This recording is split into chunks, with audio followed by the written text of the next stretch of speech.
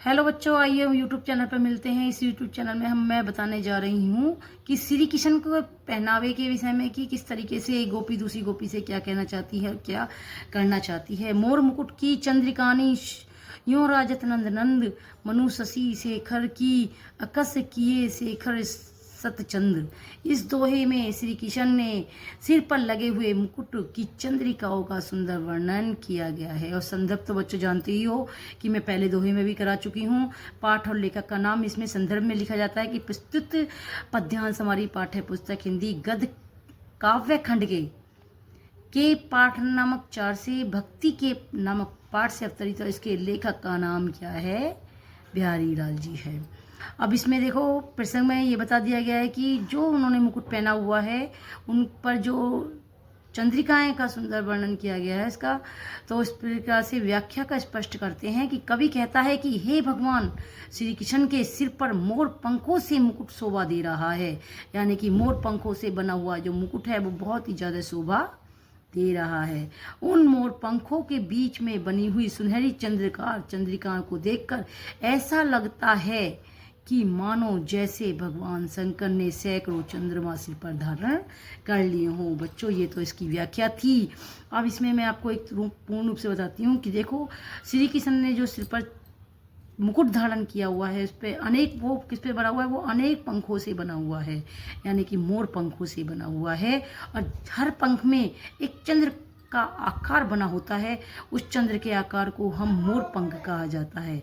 और वो चंद्र के आकारों से जब मोर पंख से हमारा श्री कृष्ण जी का मुकुट बनाया गया है तो उसमें ना जाने कितने पंख लगे हुए हैं। इसी प्रकार से लेखक ने वर्णन किया है कि उन्होंने जो मुकुट पहना हुआ है मोर पंखों से बना हुआ, उसमें अनेकों चंद्रमा विराजमान है। जिस प्रकार से कहते हैं कि सुनहरी चंद्रमा को देखकर, चंद्रिका को देखकर ऐसा लगता है कि जैसे मानो भगवान शंकर ने सैकड़ों चंद्रमा अपने सिर पर धारण कर लिए हों। यानी कि ऐसा ही मालूम पड़ता है कि जैसे कान्हा जी ने अपने सिर पर, कृष्णा जी ने अपने सिर पर अनेक चंद्रमा विराजमान कर लिए हों। अब देखो इसका बच्चों काव्य का सौंदर्य भी आ सकता है, जिसमें बताया जाता है भाषा ब्रज है, शैली मुक्तक है, छंद्र धुआ है, रस श्रृंगार है और गुण माधुर्य है। देखिए ये जो काव्यगत सौंदर्य होता है ये मिनिमम सभी के लिए एक जैसा होता है, सभी लेसनों में भी एक जैसा ही होता है।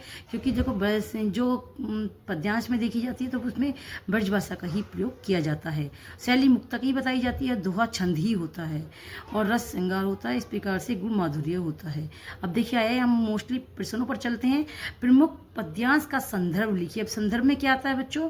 पाठ और लेखक का नाम। दूसरा क्वेश्चन है प्रस्तुत पद्यांश का काव्यगत सौंदर्य लिखिए। काव्यगत बच्चों ये आ जाता है काव्यगत सौंदर्य में कि भाषा आ गई, शैली आ गई, छंद आ गई, रस आ गए, गुण आ गए। इसके बाद आता है श्री कृष्ण जी के सिर पर मोर मुकुट कैसा प्रतीक हो रहा है? जैसे उन्होंने सिर पर अनेक सैकड़ों चंद्रमा अपने सिर पर विराजमान कर लिए हैं। यानी कि जो मोर पंखों से बना हुआ मुकुट है वो बहुत ही सुंदर लग रहा है। ऐसा लग रहा है जैसे मानो उन्होंने अनेकों चंद्रमा, सैकड़ों चंद्रमा अपने सिर पर विराजमान कर लिए हों। अगर बच्चों ये वीडियो आपको समझ में आई हो, लाइक और इसका व्याख्या आपको लिखनी हो तो इसे लाइक कीजिए, कमेंट्स कीजिए और सब्सक्राइब भी कीजिए।